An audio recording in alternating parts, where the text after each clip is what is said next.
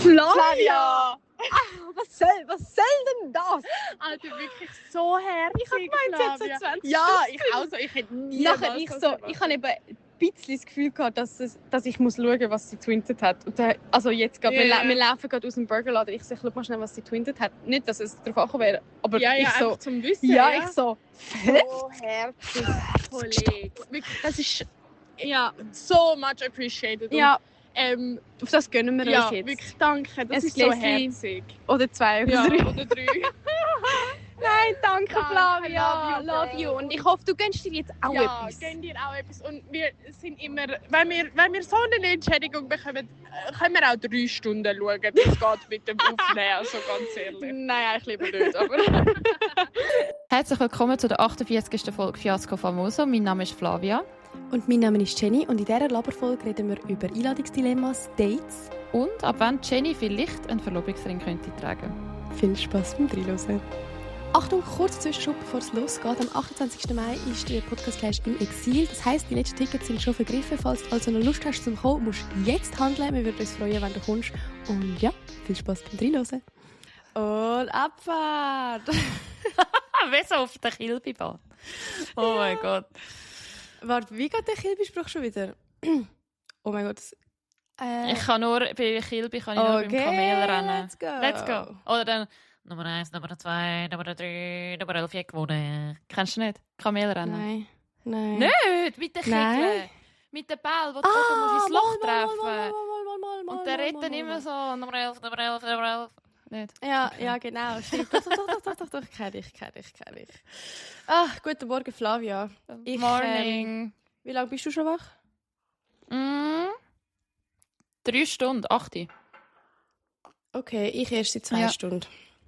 Aber ja, wir nehmen wieder am Morgen auf, Leute. Wir nehmen mal Genau. wieder am Morgen auf. Und da kommt Yes. gerade mein Shit oder Schein. Weil Okay, bin gespannt. wir nehmen ja jetzt mal wieder am Sonntag auf. Morgen, weil das der Plan B war. Eigentlich hätten wir am Samstagabend, nein, Freitagabend. hätten wir aufgenommen. Freitagabend. Aber wir haben, sagen wir mal, technische Schwierigkeiten gehabt, gell, Flo? Ja, genau. Oh, nein, es ist einfach... Ja, Leute, es ist halt schon eine Challenge. Also, es ist kein... Also, wie soll ich das jetzt sagen?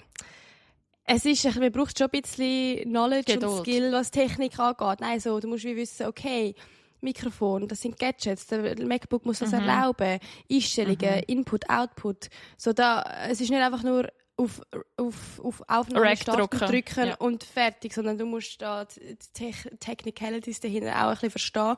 Und in das muss man sich irgendwie Das versteht einfuchsen, aber das ist ein Flavia bisschen kompliziert. Ja, und dann haben wir aufnehmen und das war nicht das erste Mal gewesen, aber es hat auch schon an anderen Sachen gelegen und es hat auch schon bei uns beiden nicht funktioniert. Und, das braucht einfach so viel Nerven und Geduld. Ja. Und dann haben wir am Freitag 1 Stunde lang wirklich Jessie, die gerade bei mir auf Besuch ist, unsere Managerin, haben wir dir probiert, am Telefon zu erklären, was ist, weil du bald dort klickst, was ist, weil du bald dann haben wir und einen Google Meet Call gemacht. Nach 20 Minuten habe ich gewusst, also auch wenn wir das jetzt dann herausfinden, ich kann nachher nicht mehr aufnehmen. Ja, ich habe auch sorry. gesagt, auch wenn wir also, du hast gesagt, ich höre dich nicht in den ersten 5 Minuten. Und ich so, fuck, bitte nicht! Ja, und weißt du, wir gehen so mit einer guten Laune rein. Und ich bin dann mega schnell, also wirklich, ich bin da, hatte eine ganz kurze Zündschnur. Und bin dann und so, ich habe ja eigentlich keine Geduld, was Technik angeht. Also so, wir haben auch schon mit dem Luca es probiert. geht, du hast recht Geduld. Bei mir, Alter, du hast so Weißt Geduld gehabt mit mir. Aber weißt du warum? Weil ich weiss, ich sage das jetzt einfach so, weil ich weiss, dass die Jessie noch viel weniger Geduld hat, habe ich gestern gewusst, okay, ich muss der Mensch mit Geduld sein. Wenn der Luca da war, ist ja der Luca der mit Geduld gewesen, und ich ohne. Weil ich habe eigentlich keine Geduld für so Sachen. Wenn das WLAN nicht funktioniert, wollte ich es auch an die Wand schmeißen. So wie du gestern. Ach, nach 50 Minuten hast du gesagt, nein, ich probiere das jetzt allein, ist okay, wir machen wir am anderen Tag. Wenn es Sonntag geht, machen wir Sonntag. Aber nein, ich mag jetzt nicht mehr, ich rühre jetzt dann den Pizza aus dem Fenster, hast du gesagt. Ja, also. Und du bist so. Und ich habe so elends Mitleid mit dir gehabt. Ich habe so gedacht, schau, sie hat das jetzt wie eine Stunde mit unserer Hilfe nicht geschafft, ich schaffe das auch nicht allein. Weil ich habe dir ja gesagt, also was willst du jetzt genau machen? Ja, ich gedacht, so, ohne unsere Hilfe kannst du das, nicht. Ja. Und dann, nach 5 Minuten läutest und ich bin nicht hässlich auf dich, aber ich habe mir schon gedacht, so... Nein, also ich verstehe Kopf, das. jetzt Flavia. Genervt. Du bist genervt. Ich bin genervt gewesen. Ja. Ab der Situation, ja. Und auch, dass du aber dir dass kannst ich das- selber helfen. Genau, ja. Und nachher nach 5 Minuten läutest du wieder an und es hat einfach geklappt. Und ich, wirklich, so, mein Mut, dein Mut, der Mut von uns drinnen ist so 180 Grad in 5 Minuten gewesen. Weißt du, so von genervt zu, ja, klappert jetzt halt der Laptop zu, ist die Stunde für nichts gewesen, geiles Wetter draussen, Zeit verschwendet, ist halt so Ja. zu, Ja. oh geil, Flavia, das ist so, oh mein Gott, Und ist das nachher, gell, anstrengend? ihr müsst wissen, nachher Jenny und Jay so, Flavia, jetzt mach dir ein Memo, erklär dir, was du jetzt gemacht hast, mach Screenshots, schreib dir das auf. Schreib dir eine Ja. Anleitung, wo du überall musst schauen, was eingeschrieben Ja, ich habe jetzt auch extra vorher meine Screenshots, die ich gemacht habe, kontrolliert in die Einstellungen und darum funktioniert der Schissel jetzt. Sehr gut, Aber Flavia. glaub mir, wie Siehst? nervös ich heute war. Ja, das glaube ich. Also ich unangenehm. schwitze gerade noch mal mehr, aber jetzt bin ich wieder entspannt. Also ich Ja. glaube, wir sind auf einem guten Ritt gerade. Ja. Ja, ich glaube, es ist gut. Es scheint alles zu funktionieren und zu aufnehmen. Also ist jetzt das dein Shit und Schein gewesen? Also mein Shit war, dass es nicht Technik? geklappt hat. Und mein Schein war dann so ein bisschen... Also, sorry, das muss ich jetzt an dieser Stelle auch sagen. Du hast ja dann gesagt, komm, geht, trinkt eins auf mich. Also, man hört das dann vielleicht auch in der Memo, wo wir jetzt am Anfang von der Folge haben. Aber du hast dann uns 50 Stutz Twitter. Ich habe gedacht, du tweetest uns 20 und dann gehen wir ein Bierli 2 auf dich trinken. Nachher sage ich so zu der Jay, irgendetwas gibt mir das Gefühl, dass ich schnell schauen will, wie viel sie uns getweetet hat. Und dann sehe ich 50 Stutz. Ich so, Jessie, sie hat uns 50 Stutz getweetet. Und nachher haben wir die Memo gemacht, die jetzt am Anfang gekommen ist. Und das ist einfach, ja, da haben wir uns gegönnt. Also nicht nur, wir Das freut haben mich. am Samstag noch einen Kaffee mit dem getrunken. Und, Schön. Ja, ich glaube, ich Ja. habe ein bisschen auch Zürich-Preise im Kopf gehabt und denke, ja, also mit 20 mit 20 Stutz. kannst du nie hin. Oh mein ja. Gott. Stimmt. Ich glaube, ich vergesse ein bisschen im Fall, wie teuer das Leben in der Schweiz ist. Also wie viel zahlst du so für ein Bier? Da? So Ja. 4-5 Euro? Schon? Okay. Und so ein Also Aperol? ein Bier, ich glaube, ein Bier ist gleich teuer da wie in der Schweiz. Aber ein Aperol kostet da 10 oder 11 Euro. Ist aber auch schon gut. Also, Ja, aber in der Nicht Schweiz so kostet doch günstig. 15, nicht? ja, in Zürich. Ja. Aber so vom Land jetzt. Ist glaube ich auch so 11. ja. Dann Ja, ist es also, halt mehr. Ich Dann ist ja merke gut, es dass ich euch 50 gegeben habe. Ja, wir haben uns gegönnt. Darum danke, Flavia, bist du so eine Gütige. Und es tut mir Ja, leid, ja, dass du ihr so seid ja auch gütig gewesen. Also ja, ich hatte doch Freude gehabt. Sonst wären wir Ja. in der Stadt, wenn wir alle zusammen in Zürich waren, wären wir dann schnell etwas trinken. Etwas Aber eben, trinken. Dann muss man es Aber halt ja. so machen. Genau. Was ist dein Shit und Schein von der Woche? Schein habe ich gerade gestern erlebt. Den hätte ich jetzt gar nicht erzählen können, wenn wir technische Probleme, wenn alles glatt gelaufen wäre. Nein. Ja. So, hey, also vielleicht bin ich auch noch ein bisschen auf der Schnurre. Vielleicht merke ich das, vielleicht reagiere ich nicht so schnell, weil gestern, wir haben Fangis gespielt. Ich konnte bei einem neuen YouTube-Format mitmachen. Das ist Wie heisst das? Fangis im Kanton Zürich. Also auf Insta Heisst das Format? ch_playground heisst auf Insta ist noch mega. Also weißt, der Account ist auch noch nicht bespielt, aber einfach mal, der ist mal dort. Ja, und ich bin angefragt worden, ob ich dort mitmachen will. Und also weißt, das ist alles, das wird, sie haben es nicht zuerst mal gespielt. Sie haben das halt auch schon getestet, aber ich glaube, es ist zuerst mal so auch gefilmt und alles und kommt jetzt zuerst mal auch auf YouTube dann im Herbst. Ja. Sollte. Ja, so ein Pilot. Aber, und es ist halt, ich mache schnell ganz kurz, wie es funktioniert hat, dass man es checkt, wie gefickt das Hirn 8 Stunden ist. Also darum bin ich wir haben 8 Stunden lang Fangis gespielt. Wir haben den ganzen Tag Fangis gespielt, im ganzen Kanton Zürich. Das klingt schlimm. Wir haben uns am HB getroffen. Es waren 4 Teams an 2 Leuten. Und dann ist halt ausgelost worden, wer flüchtet. Es hat ein flüchtendes Team gegeben und 3 Teams, die fangen. Und das flüchtende Team hast du immer den GPS-Tracker gesehen. Du hast gewusst, wo die sind. Und die anderen ich kann gerade nicht. sagen. Ja. Also das heisst, die Flüchtenden haben nicht gewusst, wie nah die Fänger sind. Genau, also es hat dann manchmal so, du hast einen Joker einlösen, der kostet natürlich. Das hast du können schauen, Stutz. Du hast wie können als das Grundkapital von 200 Stutz, also das ist so eine imaginäre Währung auf dieser App gewesen. Und wenn du das flüchtende Team muss halt für ÖV zahlen und alles und die anderen nicht. Die anderen können free, ich habe 9 Pass gehabt, dann ist einfach düsen, was du willst. Okay. Und du als flüchtendes Team, das ganze Ziel dabei an dem Spiel ist, dass du Touri-Punkte sammelst. Und die sammelst du, indem du zum Beispiel ist der Uetliberg ein Touri-Spot. Dann musst du dort hin und dann checkt die App, dass du dort bist. Und dann kommst du wieder Punkte über. Kommst du wieder Stutz über. Credit. Nein, Punkte und Stutz. Und schlussendlich gewinnt das Team, das am meisten Punkte hat. Nicht Geld. Aber das Geld brauchst du halt für den ÖV, oder? Und für die Jokers. Kompliziert. Also schlussendlich, aber ich werde jetzt nicht viel spoilern. Aber wann kommt denn das? Wann können wir das schauen? Erst im Herbst. Aber ich schwöre, du bist 8 Stunden, irgendwann hast du halbe Verfolgungswahn, gell?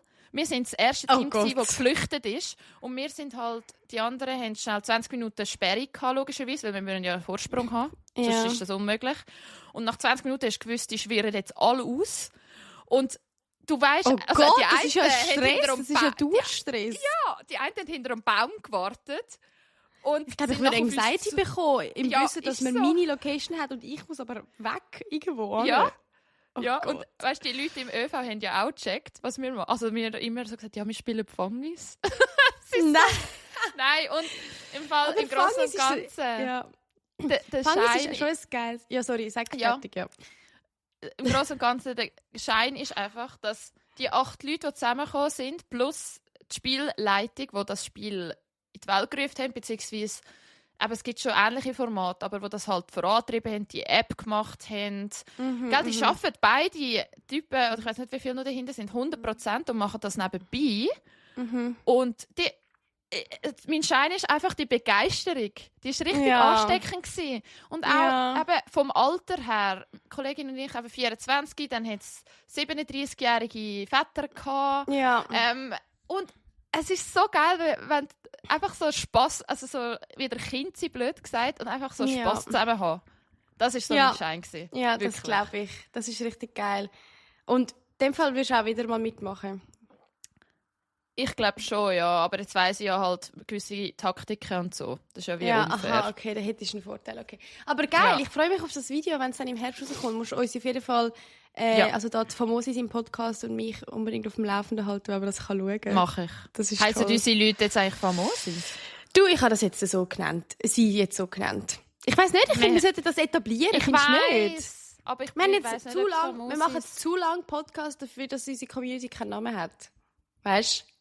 Famosis. Wir können auch sagen Famosi, bis wir jemandem besser... Moses? Nicht? Nein. Okay. Nein, Moses dort wieder Moses. Ja, stimmt. Sind wir noch religiös. Okay. Also die Famosis. Ja. Die Famosis. Die famosen Famosis. Infamous genau. Famosis. Aber ja, nein, finde ich gut. Ich hätte vorhin noch irgendetwas sagen, weil Fangis erinnert mich so an Kindheitsspiele. Ich finde, Fangis war so das Standardspiel, das man so in der Pause einmal gespielt hat. Viel geiler habe ich einmal gefunden 15-14. Das ist Ping, oder? Ja, ich habe dem Ping gesagt. Weil du sagst ja vorher 15, Ping, 15. Hast du gerade bei 15? Wir haben einmal so angefangen bei 15. Ja. 15, 14, dann zählt er von 15 ab. Ja. Und dann haben alle Zeit sich verstecken und mit jeder Runde zählst du nachher weniger eins ab. Also so von 14 ab, von 13 ab. Und nachher heisst es, dass du dich immer näher von der suchenden Person musst verstecken. Und die darf immer nur, glaube ich, 3 Schritte machen. 3 Schritte. Aber Gümp. Aber wenn sie dich gesehen hat... machen. Oh ja, also ja, riesen Gümp sind das. Das sind so halbe Leichtathletik-Weitsprung-Gümp, die wir da einmal rausgeholt haben. 3 Sprung. Nur zum um die Ecke schauen. Ah ja, 3 Sprung. Was? 3 Sprung? Gibt's im Weitsprung. Der 3 Sprung. Ja, egal. Ich habe Leichtathletik gemacht, Fun Fact. Ich auch jetzt. Also nicht im Verein. Du im Verein? Ja, im Turnverein. Im ETV Schindelegi. Bist du an UBS Kids Cup und so auch? Ja. Sind wir vielleicht gegeneinander? Ich bin auch so in Schweiz, irgendwo in Innerschweiz, so kantonale Wettkämpfe und so, also so mit 12. Ich würde dich schon noch als Leichtathletin sehen. Ja, wirklich? Ich weiss nicht. Also, was habe ich gemacht? Kugelstoss habe ich gemacht. Also nicht einfach Bälle rühren? Nein, Metallkugeln. in den Sand Wie alt bist rühren. denn du dort gewesen? Mit so umdrehen und dann aus der Dreh. Ja, aber dann bist du schon bei einem gewissen 12, Alter gewesen. 13. Keine Ach, Ahnung. das ich schon habe in dem 7000 Alter? Krass, okay. Ja, halt in der Kinderkategorie halt. Aber ja, das habe ich okay. gemacht. Was habe ich noch gemacht? Ah, das ist jetzt aber nicht so geil. So Kugelstoss. Stafettenlauf. Nein, Kugelstoss. Jenny, so sorry. Kugelstoss. Was habe ich noch gemacht? So Stafettenlauf. Weißt du, so, wo du musst den Stab übergeben. Stab. Ja, Stafettenlauf, Stablauf. Und so Sprint, so 100 Meter Sprint.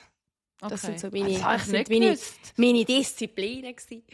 Ja. Lustig. Aber das ist so, ich weiß nicht, ich habe einfach irgendwann im Turnverein angefangen, so Jugendturnen, so in der Primarschule, und irgendwann bist du wie zu alt gewesen fürs Jugendturnen, und dann ist wie ganz normal gewesen, dass du dann in die Leichtathletik über bist, weil das ist halt so die nächste Kategorie für alle ab 12 gewesen.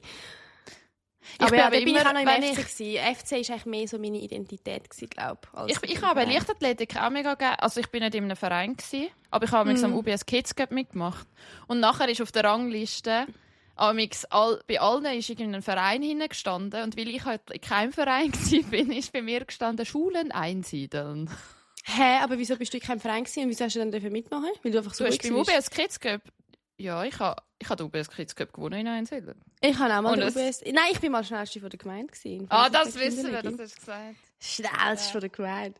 Wirklich, da meine Eltern sind so stolz. Es gibt so ein Foto, wo ich im Wintergarten stehe und mein Kopf ist gerade so genug hoch, dass ich über das Fenster sehe. Und dann habe ich so meine Medaille von schnellste von der Gemeinde. Ja. So rauf. Ja, das könntest du mal Ja. wieder machen, Jenny. Was? Bei der Aber schnellsten? bei so einem Lauf mitmachen und schauen. Ja, ich muss sagen, im Fall da in Amsti, Challenge. ich habe das Rennen zum 100. Mal wieder angefangen, muss ich sagen. Weil ich schwöre, ich weiss nicht, wie es dir geht, aber wie oft machst du Sport in der Woche? Ja, das ist es eben bei mir. Ich mache Ja, sehr eben. wenig Bei mir Sport. ist es eben auch. Ich mache auch wenig Sport. Ich sehe sportlicher aus, als ich es bin, aber ich bin eigentlich nicht so sportlich. Und das ist schade, aus vielen Gründen, weil ich finde, Sport ist so wichtig, Sport macht gute Laune, Sport ist gesund. Und ich schaffe es einfach nicht. Ich bringe es nicht backen über, um eine Routine zu finden im Sport, weißt? Bei mir ist es wie so, ich plane meine Woche mit Terminen und Socialisen und dann merke ich so, oh, gar kein Platz für Sport. Ja, Zum Beispiel. Ja. Oder ich Ja. gehe so einmal joggen und denke mir so, geil, ich will das diese Woche und gegen Ende Woche nochmal machen. Oh, Sonntagabend, ich bin eigentlich gar nicht mehr joggen seit dem Dienstag. Also ich weiss auch nicht, ich schaffe es Aber einfach du nicht. joggst gern.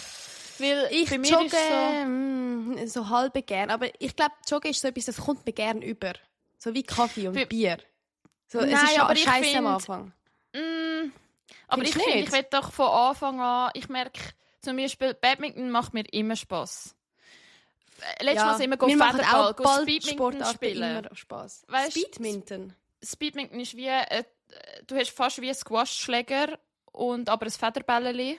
Und es ist einfach mega, es ist ein bisschen schneller als Federball, sagen wir es so. Aber weißt du, so Sachen, und klar, Okay. ich habe jetzt dort nicht mega geschwitzt oder weiss ich was, aber so Sachen machen mir halt Spass. Und ich gehe nie mehr ins Gym.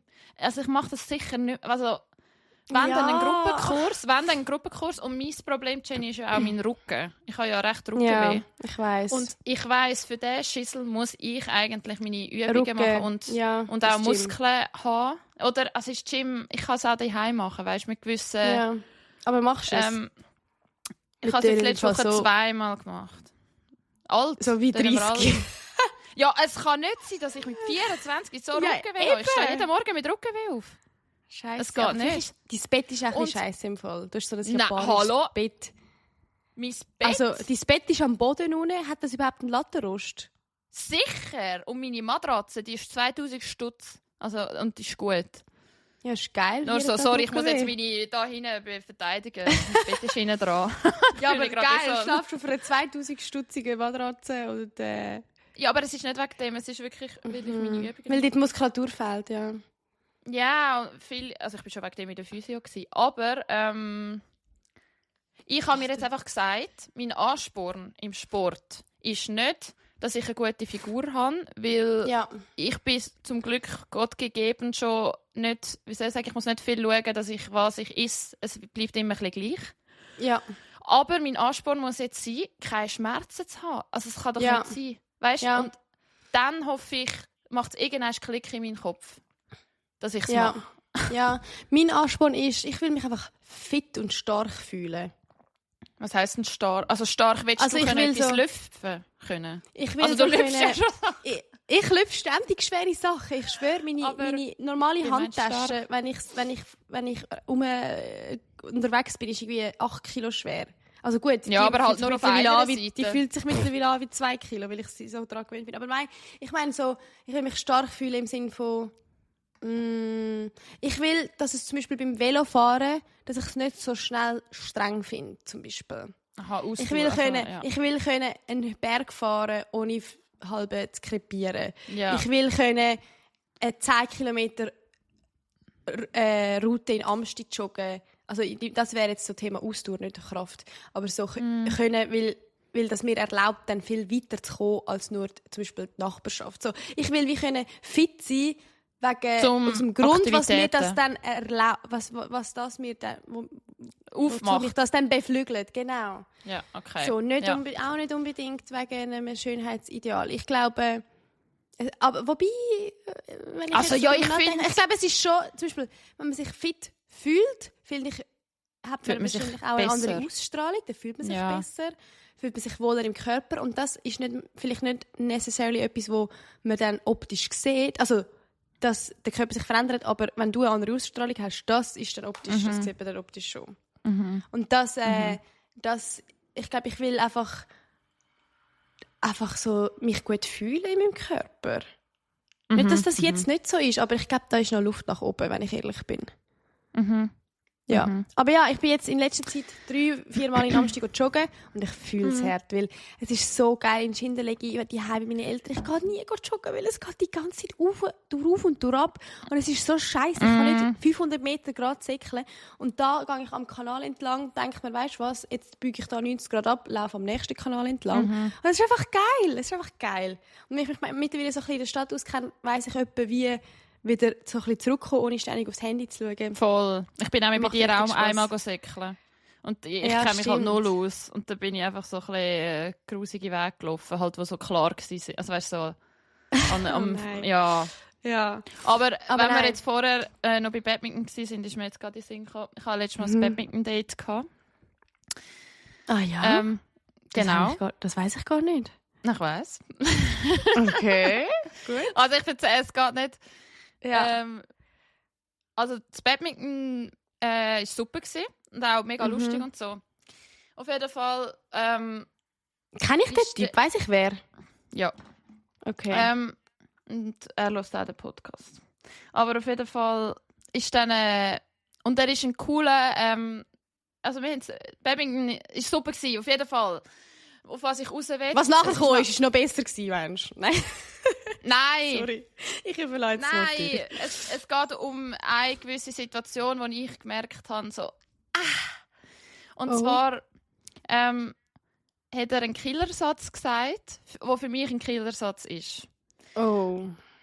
Und er hat dann aber gesagt, dass ihm schon gesagt wurde, dass er nicht gut über Gefühle reden kann. Und für mich ist das... Und er hat das... Aber er hat das voll... Also Hä, das hat er gut, okay, egal. Ja, er hat gesagt, ihm sei das gesagt worden. Ihm haben auch schon Leute gesagt, dass er nicht so gut über Gefühle reden und so. Und bei mir ist das dann gerade so... Also gerade so... Ich weiss nicht. Es ist Die wirklich, rote Fahne ist geschwungen. Ja, gerade so die rote Fahne, aber... Aber was hast denn du Ja. darauf geantwortet? Ich weiss im Fall nicht Was mehr ist, genau. wie, Moment schnell, kurz zurückrudern. Über was Ja. haben die geredet, dass er das so gedroppt hat? Ich weiss nicht mehr. Okay. Im Fall, ich will auch Was nicht zu detailliert in das Date gehen, weil Ja, ja, aber ja, er, ja. hört, er wird jetzt das auch hören. Ja. Und aber das hat einfach in mir Aber das ist das- ausgelöst, weißt du? Aber ist das eigentlich nicht Kann ich mir nicht machen. mega gefühlvoll, dass er dir zugibt beim ersten Date, hey, schau, mir ist mal gesagt worden? Ist das nicht Es ist- sehr offen es ist von aber- ihm? Ja, es ist eben nachher nicht... für mich, ich habe es nicht so wahrgenommen, dass er es so gesagt hat, so... Er hat es irgendwie einfach so gedroppt. Und nachher hat es nicht etwas... Wir haben nachher nicht darüber geredet. Oder ich habe nicht gemerkt, dass er irgendwie das können lernen. Darüber reden? Also, Ich weiss, ich kann es auch noch nicht... Also hat er das mehr so als Statement gesagt, so von wegen, erwarte nicht, dass ich mit dir über meine Gefühle rede? Ich weiss nicht. Ich weiss nicht, ich kann mich im Fall nicht mehr so also gut erinnern, ich habe nicht etwas getrunken oder so, aber es ist schon ein bisschen her. Killersatz. Und das, also ich frage mich jetzt, wäre das für dich ein Killersatz? Weil für mich ist das halt schon ein Killersatz. Ich finde es immer schwierig, mich in so etwas hineinzusetzen, aber wenn jemand mir sagt, bei einem ersten Date, ich kann schlecht über Gefühle reden, dann würde ich fragen, wieso? Dann würde ich fragen, wieso denkst du, fällt dir das schwer? Ja. Ich finde das interessant zu wissen. Weil meine Theorie, oder ich sage mal meine These, warum es Leuten schwerfällt, über ihre Gefühle zu reden, ist, weil sie es nicht oft machen, zum Beispiel. Wenn du etwas nicht oft machst, dann hast du nicht das Gefühl, du bist gut drin oder du weißt gar nicht erst, wie anfangen und dann... Ja, aber ich will doch jetzt nicht... Ich will doch noch nicht in den Prozess dabei. Ja. Ich will, dass diese Person das schon kann. Oder auch... Ja, aber dann finde ich das mega fair, dass du wenn du sagst, du weißt, du willst da in diesem Begleitprozess nicht dabei sein, du findest, das muss man können, du hast die Energie wie nicht dafür, das jemandem beizubringen, dann ist das mega fair und dann finde ich auch fair, dass du sagst, schade, ich kann dir jetzt kein Skript geben, für was du könntest sagen, aber so, ich finde, dann musst du kommunizieren, dass das für dich ein Killersatz ist oder einfach so ein Killerfakt. Ja. Hast du das schon gemacht? Oder ist das jetzt über den Podcast passiert? Ja. Nein, also wir haben... ihr meint jetzt, ich tue da irgendwie am Typ über den Podcast etwas mitteilen oder weiss ich so, wir haben auch über... Also weißt, wir haben da gut drüber schreiben und weiss ich was. Aber ja, spannend. Ja, ich kann einfach... Aber man sollte ja manchmal nicht Wörter auf Goldwaage legen. Aber bei dem Satz bin ich schon so kurz so gesehen. Ich weiß auch nicht. Ja, aber eben. Ist es so spannend. Aber warte schnell. Es hat kein zweites Date gegeben und wird es noch geben? Vielleicht. Weißt du nicht? Nein, ich glaube nicht. Okay. Ja. Okay. Aber ja. Aber vielleicht gehen wir mal wieder Badminton spielen. Also halt for friends. So. Halt. Ja. Aber spielen, ohne Gefühle reden. Oh Gott, okay. Nein. Und das Gute war auch noch bei dem Badminton-Date. Es war einfach eine random Halle in der Nähe von mir. Und dann ist einfach ein Arbeitskollege dort am Badminton spielen. Und ich so, Alter, das kann es nicht sein. Und nachher habe ich so gerufen. Tja, das ist, wenn man in Zürich wohnt, gell? Ja, und nachher hat er mir so geschrieben, so noch... Also ich muss jetzt schon wissen, ist jetzt das dein Coach gewesen, oder ist jetzt das ein Date gewesen? Aha. Leute sind eben auch speziell gewundert bei dir, glaube ich. Weißt du? Ja. Weil man nie weiss. So. Weil man nie weiss. Es könnte auch dein Chef sein und es ist gerade ein Watson-Dreh, weißt du? Das stimmt. Ja, wir lesen ja mal Badminton spielen. Aber nein, das ist herzig.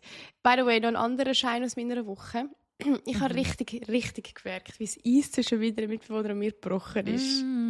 So, ich habe gewusst, die ersten paar Tage sind so Kennenlernphase, so sich annähern. Ich habe an meiner Schwiegermutter Spee erzählt. Sie so, ja, wie läuft es mit deiner Mitbewohnerin?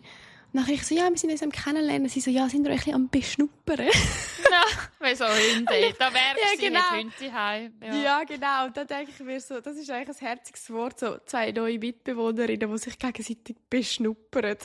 Ja. So, wir sind in der gleichen Hundehütte und wir beschnuppern unsere Füdli. Nein, aber so richtig so... Ja, schon ein bisschen, weil wir haben ein kleines WC ohne Fenster. Ihr teilt ist das Bad schon ein bisschen manchmal wie Füdli beschnuppern. Nein, aber wann habe ich das gemerkt? Ich habe mich gefragt, dann so, als ich gemerkt habe, jetzt ist es gebrochen, habe ich mich gefragt, wann ist es passiert? Ja, genau, das hätte ich dich auch gefragt. Ja, und dann habe ich so gedacht, ich glaube, es war das erste Mal, wo wir zusammen etwas unternommen haben. Weil sie ist halt da angezügelt, wo ich in der Schweiz war. Wir haben die Schlüsselübergabe irgendwie anders organisiert. Jedenfalls ist sie eingezogen, als ich nicht in der Wohnung war. Dann bin ich mal heimgekommen, wieder zu Amsti. Und dann ist wirklich so Programm, Uni, Arbeiten, whatever. Ich besuche und so. Und dann einmal habe ich ihr gesagt, hey, Samstagabend, ich fände es mega toll, wenn wir zusammen den neuen Film schauen. Der Teufel trägt Prada. Und sie arbeitet eben bei einem grossen Fashion-Brand. Und dann habe ich gedacht, sie würde das doch sicher gerne schauen. Und dann hat sie ja gesagt und dann sind wir dann schauen und dann sind wir zusammen Tram gefahren. Und das ist wie so etwas anderes, wenn du dich ständig so im Bischi daheim siehst, rumlaufen mit dem Dutt und so. Du isst zusammen zum Morgen oder fragst, hey, darf ich das Bad haben? Ich gehe jetzt, tschüss. Anstatt wenn du zusammen dich parat machst, zusammen das Haus verlässt. Ich glaube, das hat ein bisschen gebondet. Und dann haben wir so im Zug geredet und dann im Tram geredet, herausgefunden, dass sie zum Beispiel auch ans Benito-Konzert geht. Sie ist jetzt, wenn ihr das Was hört, ist Benito? Bad Bunny. Benito. Bad Bunny. Er heisst Benito. Ist das... Benito ist sein richtiger Name, glaube ich. Oder? Und sagt man das in der Insider-Szene, sagt man jetzt Benito, nicht Bad Bunny oder was?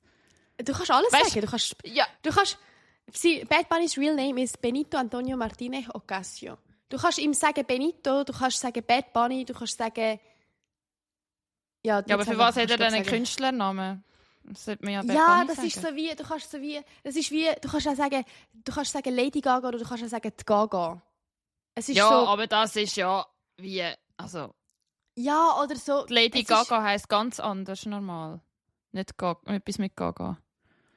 Ich weiss nicht, aber ich glaube, weil sein echter Name schon ein herziger Künstlername wäre, Benito. Ich glaube, wegen dem. Ich weiss, ich habe keine Erklärung dafür. Ja, nein, ich habe keine Erklärung Künstler, dafür. Den ich nicht kennt. Okay. Ich habe keine Erklärung dafür. Es ist einfach... Ich habe keine Erklärung dafür. Es ist einfach... Okay. Es ist einfach... Man sagt einfach manchmal so. sagst du Bad Bunny und manchmal sagst du Benito. Ja. Das wäre Jedenfalls. etwas, wo man kann wegen Papacito, Benito... Sorry. Was? Das tönt egal. Never mind. Ja, ich bin Benito, weiss schon. tönt so nach einem Wort, Wie wo man Dirty beim Talk. Sex aneinander sagen. Ja. Ja, es erinnert mich an Papacito. Oder, Papacito, oder an Papi. Benito. Benito. Aber Benito, warte schnell. Heißt Benito nicht schön? Benito? Stimmt. Bonita heisst Hübschi. Bonita. Oh mein El Gott. Bonito heisst der Hübschi. Benito. Bonito. Ja, ich sehe, woher du ich glaube, kommst. es war wegen dem. Gewesen. Sorry. Ich sehe. Aber ihr sind... Nein, jedenfalls sind wir dann ins Kino. Gemerkt. Und dann haben wir so darüber geredet, ob süß und salzig besser ist. Einfach, wir haben mal so über anderes geredet, als eben so, brauchst du das Bad und so. Und ich glaube, das hat mega geholfen. Und dann auch so beim Heimfahren. Über und etwas so. anderes geredet und dann haben wir geschrieben, wie findest du süß und salzig? Nein, wie findest du, oder einfach so, wir haben dann so über andere Sachen geredet, als so Haushaltssachen. So, eben, bist du Team süßig oder salziges Popcorn oder so. Aha, okay, so. Wir haben zusammen das Kino erlebt. So, für sie war das erste Mal in dem grossen Theaterkino und dann haben wir einfach so zusammen die Erfahrung gemacht. Oder auch so, sie hat mal so nicht gut im Magen und dann hat sie so gesagt, ich will vielleicht kurz warten, falls du jetzt aufs WC musst. Und so Sachen, weißt du, so hure herzig, aber so, das macht einem dann so irgendwie persönlich, ich weiß nicht, irgendwie das Eis ist wie so gebrochen. Ich kann gar nicht genau sagen, und wie. Jetzt ist die Heim lockerer? Es war vorher nicht angespannt gewesen, aber mehr so, du kennst mich nicht, aber ich kenne dich nicht. Aber Es ist jetzt, ja, doch, ja, ich würde sagen, es ist lockerer, ja. Ich würde sagen, es ist lockerer. Ja. Okay. Das ist wichtig, Ja. weil Ja. du bist also sowas von euch aufeinander. Das Ja, ist mega. krass. Also unsere Türen sind auch fast nicht schalldicht, leider. Also so, Ja. man hört alles. Schon? Aber, Also ja, hast du auch schon etwas gehört? nein. Ah, okay. Aber so, sie können auch die WC-Tür offen lassen. So. Mhm. Aber Okay. auch da, also so, sorry, wie alt sind wir? Aus dem machen wir jetzt kein grosses Ding. Weißt du, so, weder ich noch sie. Ja. Ja, sehe ich. Aber ja, nein, Okay. es ist einfach geil für mich, irgendwie mit jemandem zusammen zu wohnen und zu merken, so, ich kann das ist geil, ich finde das toll. Weißt du, so, ich habe immer noch bei meinen Eltern gewohnt und jetzt merke ich so, Stimmt. Ja. es ist cool für mich, in einer WG zu wohnen. So. Ich habe das ehrlich schon immer gedacht von mir. Ich habe schon immer gedacht, dass ich das cool würde finden. Ja, du hast ja immer gesagt, bevor du mit deinem Freund zusammenziehen willst, du mal in eine WG ziehen. Eigentlich, ja. Ja, das Ja. habe ich gesagt, weil ich das Gefühl hatte, ich habe gedacht, wenn ich von meinen Eltern ausziehe, direkt in eine Wohnung mit meinem Freund, dann habe ich so gedacht, dann skippe ich wie die Kapitel allein wohnen und die Kapitel in einer WG wohnen. Und ich habe gedacht, ich glaube, ich wäre schon der Typ Mensch, der das auch noch cool finden würde. Nicht, dass ich dann etwas erzwinge. Also, es hat sich jetzt halt einfach auch so ergeben, dass Ja, ich da in ja. Amsti... Also, ich hätte ja auch in ein Studio ziehen können, dann hätte ich nie irgendeinen Weg gehabt. Aber einfach so, ich finde es schön, hat sich jetzt so ergeben und dann kann ich die Erfahrung wie auch noch mitnehmen. Sehe ich. Ja. Und auch eben die Jessie, die mich seit der Primarschule kennt, sie ist am am Donnerstagabend zum ersten Mal in dieser Wohnung gewesen. Und nachher habe ich ihr eine kleine Apartment-Tour gegeben und nachher ist mein Zimmer das letzte Zimmer gewesen. Und nachher sage ich ihr so, ja, und das ist mein Zimmer.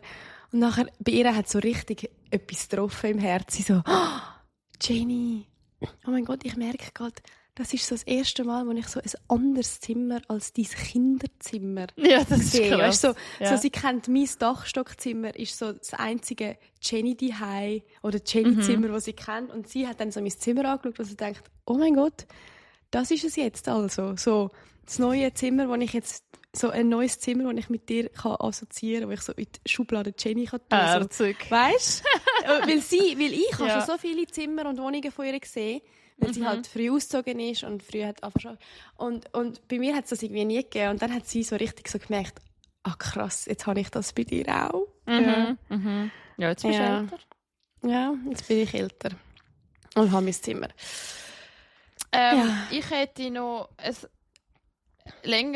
bisschen länger Flavia fragt Jenny judged. Okay, ob wir es jetzt los. Schon droppen. Ja. Und zwar es geht um die Wegeparty, die war. Wie hättest du es gefunden, wenn ich Gäste eingeladen hätte, die so 40 sind? Cool. Arbeitskollegen. Wieso ist das eine längere Frage? Wieso eröffnet das jetzt mehr? Ich will jetzt darüber diskutieren. Was ist denn dein Hintergrundgedanke? Weil ich habe das Gefühl, da kommt noch mehr. Ja, weil... ich habe schon eine Story dazu. Weil... habe ich es doch gewusst. Ich habe... erstens... ich hätte ein paar noch eingeladen vom Geschäft, die älter sind. Und nachher habe ich aber gedacht, es ist doch komisch. Also ich würde es nicht komisch finden, aber vielleicht finden es Leute, erfindet einfach einen Namen, eine Sarah, die 20 ist und auch an die Wegeparty kommt, und der Markus, der 45 ist und auch an der Wegeparty ist, findet sie sich vielleicht nicht so wohl, wenn plötzlich so ein quasi Daddy da ist. Weißt du, was ich meine?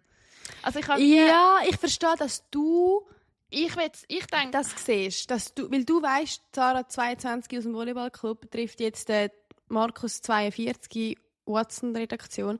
So, ich sehe, dass du das siehst, aber so, ich weiss ja nicht, wer von den Leuten, die sich da rumtummeln, eigentlich im Leben welche Position und Beziehung zu dir hat. Weißt, man läuft ja nicht mit so Bubbles über dem Kopf, wo steht, ich habe die oder so. Nein, es geht mir nicht um den Rang oder den Job, sondern wirklich nur, wenn du jetzt in meiner Stube gestanden wärst und dann wären dort so 45-jährige Männer. Ich glaube, es kommt auf die Stimmung von der Party drauf. Ich glaube, es kommt auf die Stimmung von der Party drauf an. Wenn dann die Stimmung so After-Work-Apero ist, dann hätte ich es ein bisschen schade gefunden. Also, nein, jetzt sehe ich so, als würde ich finden, dass wenn 45-jährige Leute... Ist egal. Aber ja, weißt du, was ich meine? Ich finde, es kommt auf die Stimmung drauf an. Wenn es wie eine Party wirkt, fände ich es cool. Wenn die Leute rumstehen und nicht tanzen, dann würde ich mir denken, ich weiss nicht, dann geht es ja wie nicht ab. Ich will, dass es ab die Post geht. Ja. Oder was? Oder? Also verstehe ich weiss aber nicht. Ja, einfach wie du dich gefühlt hättest, wenn plötzlich... Weil du nimmst ja an. Schau, im Grossen und Ganzen nimmst du doch manchmal an, wenn du an eine Wegeparty gehst, denkst du nicht daran, dass dort vielleicht 50-jährige Leute könnten sein. Dann denkst du so, dort sind doch die... Ich wäre positiv überrascht, wenn ich Leute aus anderen Generationen würde sehen. Ich wäre positiv überrascht. Ich finde es aber auch sehr geil. Also ich habe das eben im Geschäft diskutiert, weil der eine hat gesagt, aha, mich ist einfach nicht eingeladen. Und dann habe ich ihm gesagt, ja, ich gerne mit älteren Leuten sogar, sehr gerne. Ja, ich auch. Aber weißt, ich weiss einfach andere. Ich denke an die anderen. So meine ich. Ja. Und ich habe ihn dann gefragt... Ich weiss nicht, ob es so deep wäre, weil wenn du nicht mit denen reden willst, musst du ja dann nicht. Hat ja dann genug andere. Ja, aber er hat dann auch gesagt, ich so, also würdest du kommen? Und ich so, ja, ich würde schon kommen. Und ein anderer hat dann gesagt, ja, er würde wahrscheinlich eher weniger kommen, weil er eben denkt, ja, das sind eher die Jungen und er will nicht stören. Ich kann gerade sagen, aber es ist schon verdammt geil. Und ein anderer, es haben wir ein Bürogespräch gehabt, kurz wegen dem, und ein anderer hat gesagt, nein, ist doch geil, eben genau so Ort sollte es doch mischen. Ja, finde ich eben auch. Und einen habe ich zum Beispiel nicht gefragt, weil ich gedacht habe, er hat schon 2 Kinder und kommt doch eh nicht. Und stopp, stopp. Genau, das ist das, was ich meine. So, wenn ich später mal ein Kind habe oder, keine Ahnung, ein Alter habe, wo andere denken, der ist ja jetzt... Das ist genau das, was ich nicht will. So, keep the invitations for the home parties coming. So. Ich kann ja dann immer noch einen Babysitter heiraten oder sagen, sorry, ich habe Mami-Duties. Oder sagen, ich komme, aber nur bis um 8:30, weil ich muss dann nachher Also so, ich finde so, warum tun wir selber uns so Limiten setzen, was wir denken, wie das Leben von anderen funktioniert? Oder so. Oder eben auch wegen dem Alter, ja. Oder auch wegen dem Alter. Nein, ich finde und probiere es eben nicht so zu denken, weil ich das schade finde. Ich finde es immer cool, wenn es intergenerationelle Events Treffen oder Freundschaften oder Connections gibt. Ich finde das immer cool.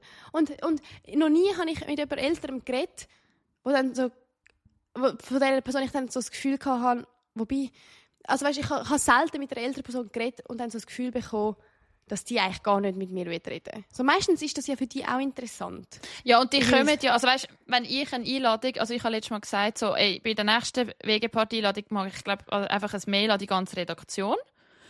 Und die wollen kommen, die können, und die wollen kommen, die sind ja wir können die WG-Party sonst im Büro machen. Wenn schon das ganze Büro kommt. Das ist eben auch, das ist ein weiterer Aspekt. So, nachher sehen alle, wie du wohnst.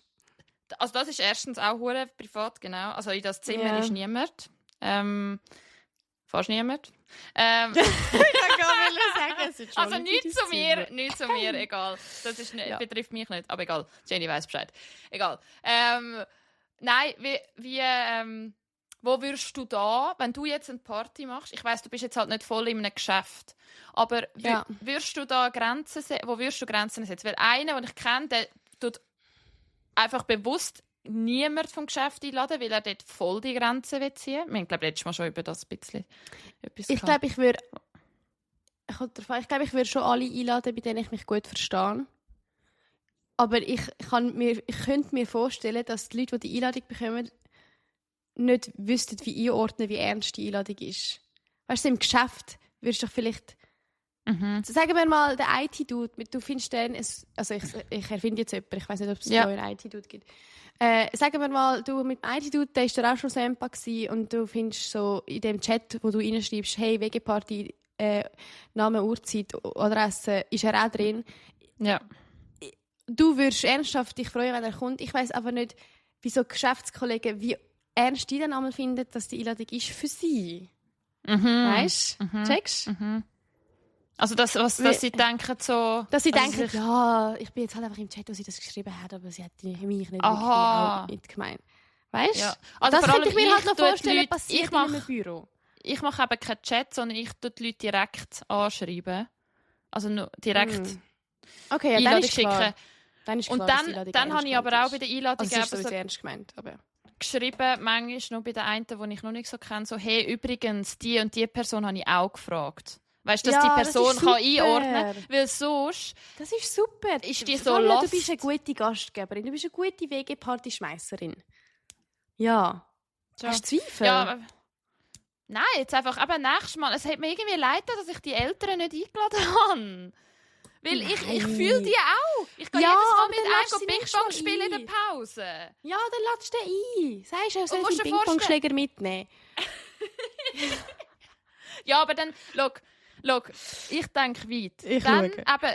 Dann sage ich, dann tue ich einfach an der Redaktion auch wenn ich wahrscheinlich nicht alle wählen haben in meiner WG-Party, weil klar habe ich meine Präferenzen von Leuten, aber ich will wie nicht, dass am Mittagstisch nachher besprochen wird, an der Flavieri Party, nachher hat man wieder irgendwie ausgrenzt. Weißt du, was ich meine? Ja, ich schwöre, Einladungen ist eine Philosophie für sich. Ich weiss. wem sagst du das? Ich weiss. Stichwort Geburtstagseinladungen. ja, da Jedes kannst du- Mal. Was Zerbrich ich mir ist den das? Kopf. Ja, ich glaube, das kennt doch jeder und jede. So am Geburtstag so, okay, komm, ich mache einen kleinen Geburtstag. Dann lade ich nur die ein. Aber eigentlich möchte ich eben schon die auch einladen. Aber wenn ich die einlade, dann wird es eben ein grosser Geburtstag. Und dann können wir es auch nicht mehr dort machen, sondern dann muss es ja fast daheim sein. Aber wenn ich dann eben daheim etwas mache in diesem Rahmen, dann muss es ja... Dann muss ich aber die auch einladen. Aber wenn ich die einlade, dann muss ich die auch einladen. Aber du denkst dann auch so, oh, was denken echt die anderen? Ich will eigentlich nicht ausschliessen, aber eigentlich denkst du das weniger? Die letzten 2 Jahre habe ich mir das nicht gedacht. Weil ich finde, es ist mein Geburtstag und an die Namen, an die ich intuitiv denke, die Leute will ich dabei haben. Und zum Beispiel, wenn jetzt ich mal an einen Geburtstag nicht eingeladen wäre, ich wäre nicht getroffen. Ausser das wärst jetzt du. Ja. Also wenn jetzt du willst eine Party schmeißen ohne mich, dann wäre ich so, Flavia, ist bei uns alles gut? Oder, Willst du den Podcast noch machen? Ja, oder ist das jetzt gewesen, die letzte Folge? So. Oder wie wollen wir es machen? Wenn wir darüber reden. Machst du das jetzt ohne mich? Oder wenn wir es im Podcast ausbaden? Sollen wir die Folge nennen?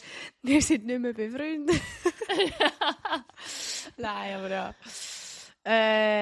Ja, ich weiss auch nicht. Ich finde das einfach so, warum sind die Einladungen so ein Ding? Aber also, Oder es auch- ist... Auch Hochzeiten, gell? Also aber nicht, jetzt dass ich kommt- eine plan, aber so hypothetisch, theoretisch, habe ich mir auch schon gedacht, so mal angenommen, ich will jetzt eine Hochzeit feiern. Weil ich finde das eben ein bisschen unschön. In der Schweiz ist das ja gang und gäbe, dass man so ein Apero macht. Und Mit, dann, ja. also beim Und nachher Apero sind rührst- meistens viel nachher rührst du die eingeladen. dummen Leute raus, die du nicht dabei haben willst. Genau, so die dir es nicht wert sind, beim Znacht dabei zu sein, die sind dann nicht eingeladen für die Znacht. Und das denke ich mir so, jetzt, Achtung, ich weiss, es macht keinen Sinn, aber es ist ja so. Nein, Wenn jetzt ich an einer Hochzeit eingeladen wäre, nur als Apero, ich würde mich freuen über die Apero-Einladung. Dann würde ich kommen, ich würde 2 Wochen über mein Outfit nachdenken für die 1,5 Stunden Apero. Ich würde mich Ja. freuen. Aber wenn ich das Hochzeitspaar wäre, ich fände das kacke. Ich wäre so, nein, also dann heiraten wir erst in 2 Jahren, wenn wir genug Cash haben, um alle ans Essen einladen. Oder wir machen kein Apero. Aber ich will nicht so eine Oder im kleinen eine Rahmen Trennung. Leute. Ja, aber so eine Trennung von... Nachher musst du den Leuten Tschüss sagen, im Wissen, dass du jetzt wie... Das ist doch... Ist Ja. das nicht Aber irgendwie, ich verstehe es. Also, ich verstehe, wenn es so... Du nicht alle... Du willst wie so... Du willst diese Bubble an Leuten dabei haben, aber du kannst dir nicht leisten, alle einzuladen. Dann Nein, verstehe oder ich, du dass willst es auch Apero nicht. ein Mittelding ist. So. Aber sie wollen es auch nicht, weil... Schau, ich Aber bin ich auch hasse in es, einem wenn du Verein. Ich hasse es, wenn du Leute musst Zum Beispiel. abstufen musst. Ja, ja, aber... Weißt du, ich hasse es, wenn du persönliche Beziehungen musst bestufen. Das ist Ja. doch scheiße. Und die Leute merken es dann halt. Ja. Ja. Also, ich kenne auch zum Beispiel ein Szenario, dass jemand, also 2 Freundinnen, also die sich einfach kennen, und die eine hat zuerst geheiratet und hat die andere eingeladen. Und die andere hat in einem Jahr geheiratet und hätte die andere eigentlich nicht eingeladen. Checkst Nein. du? Nicht. Also warte schnell. 2 heiraten. Die eine hat die andere eingeladen und die andere hat diese nicht eingeladen. Die andere Nein. ist verblüfft gsi, dass sie eingeladen wird. Also die Paula ist verblüfft gsi, dass sie bei der Sarah eingeladen ist. Aber die Paula hätte die Sarah von Anfang an nicht eingeladen. Okay. Ja. Aber jetzt hat sie das Gefühl, fuck, Sarah Sie hat muss mich Sarah auch eingeladen. einladen. Muss ich jetzt Sarah auch einladen? Spoiler, sie hat Sarah dann nicht eingeladen. Also nur für den Apero und nicht für den Ja. Abend. Spoiler, hat sie gar nicht geil gefunden, Sarah. Ja, weil Paula ist ja Und- eingeladen gewesen beim Ganzen. Eben, Genau, und das ich glaub, ist das, was dann ich... ui. Das finde ich kleinlich. Ich finde, wieso... Das ist Nein, aber- genau das Problem. Ich habe ein Problem mit dem Mindset. Das ist für mich so Ja. kleinlich. So, das ist Aber wie so, warte. das ist so transaktional. Ich kann dir geben, jetzt musst du mir auch geben. Ich finde so, Ja, gib du mir deine Einladung, weil du sie mir geben willst. Und nicht, weil du hoffst, dass du dann das auch zurückbekommst. Ich finde so, Liebe ist ja keine Transaktion. Also in dem Sinn schon... das könnte so ein Wort-Tattoo sein. Liebe ist keine Transaktion. Nein, aber es ist doch so. Ich check schon, Liebe ist es Geben und das Nehmen. Und das Das ist also so, das- aber nicht im Sinn von äquivalenten Deal. Aber also ich finde schon, das ist schon ein Beweis, dass die auch ihre Freundschaft unterschiedlich gewichtet haben. Halt. Und dann, ich wäre weiss auch nicht, ob man so getroffen. viel Gewicht auf eine Einladung kann geben kann. Aber Ja, eine Hochzeit, ich weiß auch nicht. Noch ein Take, bevor unsere Managerin nachher noch etwas sagen, gell? Ja, genau. Aber wie findest du das? Ich kenne auch jemanden, der bewusst kein Anhang wird an die Hochzeit einladen. Ja, finde ich okay. Weil ich glaube, Grund Nummer 1, wieso du sagst, ohne Anhang ist Budget. Nein, bei Weißt- ihr ist es, weil sie keinen Bock hat auf den Anhang, wenn sie den Anhang nicht wirklich kennt. Die will die Person nicht dabei haben. Ja, verstehe ich. Weil, also sagen wir, du lädst 35 Leute ein. Mit Anhang wären es 70. Ist schon ein Unterschied. Also ja. Nein, aber du könntest auch es engere, wenn so viele Leute Ja, ist. ja, stimmt. Nein, aber also ich check, es ist wie so, sie will den Abend geniessen mit Leuten, oder das Pärchen will den Abend geniessen mit Leuten, die sie wirklich kennt und nicht nur mit auch Leuten dabei haben, die keine Verbindung zu ihnen als Paar haben. Das verstehe ich. Ich verstehe Weil das. dann denke ich mir so, also eigentlich muss ja der Anhang auch nicht explizit der Freund sein oder die Freundin. Es kann ja auch romantisch sein. Wir können doch einfach sonst coole, geile Partynudeln mitnehmen, die dann halt geile Stimmung Ich machen. sagen, ich wäre gerne das +1 von einer Freundin von mir. Also weißt du, so, lieber, also das ist auch so, nimmst du dann einfach ein random Date mit oder der Typ, Das oder wäre auch die Person, lustig. der gerade Date ist, oder denkst du dann so, weißt du was, damit ich die Hochzeit für immer gut in Erinnerung habe, ich nehme einfach eine Freundin als +1 mit. Ich finde das cool. Ich finde, du und ich wären eine gute Eingeladene und +1 an irgendwie. Wir sind also wenn die, ihr die dann noch das 2 Glas leere Stühle nehmen. habt. Ja. Wir Glas sind die, nehmen die den Dancefloor zum Laufen bringen. noch Ansprachen halten, die eigentlich Wir sind die, die müssen einen einfach nur Live-Podcast anhängen. machen von der Hochzeit. Wir sind die, die interviewen, das Publikum. Wie findest du das? Ja. Wer hat die besten Moves? Komm, zeig mal. Taste-Test von der Hochzeitstorte, 1 von 10. 1 bis 10, wie gut ist es? Live-Cam auf dem WC, wer hat sich da schon bedient bei den Kondomen?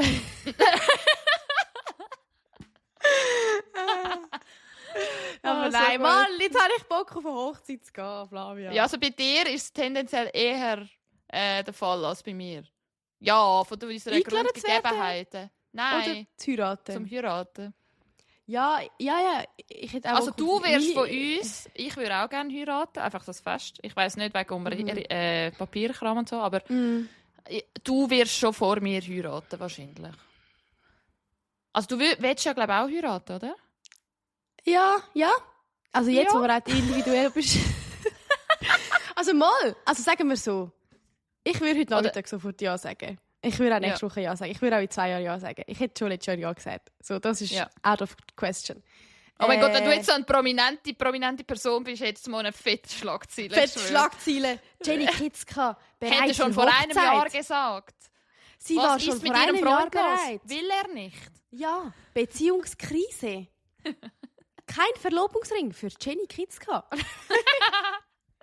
Nein, aber es ist wie so. Ich würde mich freuen, aber es ist auch so, auch da. Ich finde so, ich will das gar nicht so krass beschubladisieren. Also, von mir aus könnte Luca und ich nächstes Jahr, gell? Also, lass das mal sacken. Ja, sind wir 26. Ja, sorry. Ja, nicht, Ja. ich kann nicht das sagen. Ah. Ouch. Aber nächstes Jahr sind der Luca und ich 10 Jahre zusammen. Aha. 10 Jahre. Und ja, das lasse ich mal so stehen. Aber